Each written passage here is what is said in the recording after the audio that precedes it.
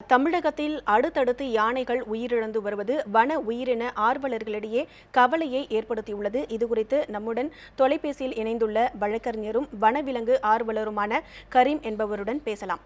கரீம் sir, இப்போ இந்த கடந்த 2 வாரத்தில் பொறுத்த வரைக்கும் அந்த வழித்தடத்தில் 2வது யானை தற்போது விபத்தில் உயிரிழந்திருக்கு. இது பற்றி நீங்க எப்படி இந்த நிகழ்வை நீங்க எப்படி பாக்குறீங்க? இல்ல, சமீபத்துல கோவை மாவட்டத்துல கடந்த ஒரு 4-5 ஆண்டுகளாகவே யானை இறப்பு கூடுதல் ஆகிக்கொண்டே இருக்கு. அதுவும் குறிப்பாக பாலக்காடுல இருந்து கோவை வரக்கூடிய ரயில் நிலையத்தில் அந்த ரயில் பாதையில தொடர்ச்சியான இந்த விபத்துகள்ல யானை மரணிப்பது என்பது தொடர்ச்சியான நிகழ்வாக இருக்கு.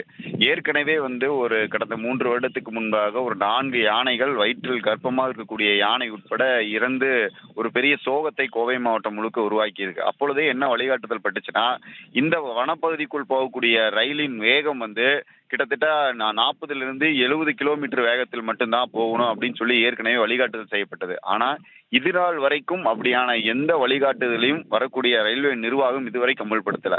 தொடர்ச்சியான விபத்துகள் ஏற்படுவதற்கு அரசு வனவிலங்குகளை பாதுகாப்பது குறித்தான போதிய அக்கறையின்மையே இதுக்கான நேரடியான காரணம் என்கிறத நாங்க குற்றச்சாட்டுறோம்.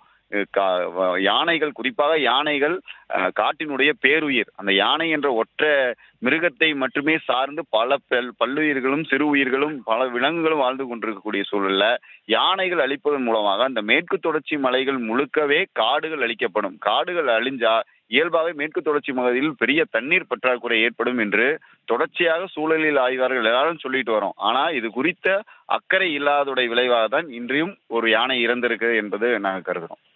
நிச்சயமாக அந்த வழித்தடத்தில் இது 2வது யானை உயிரிழந்திருக்கிறது. இந்த நிகழ்வை அடுத்து நிச்சயமாக வனத்துறையினும் ரயில்வே காவல்துறையும் ஒரு நடவடிக்கை எடுப்பார்கள் என எதிர்பார்க்கலாம்.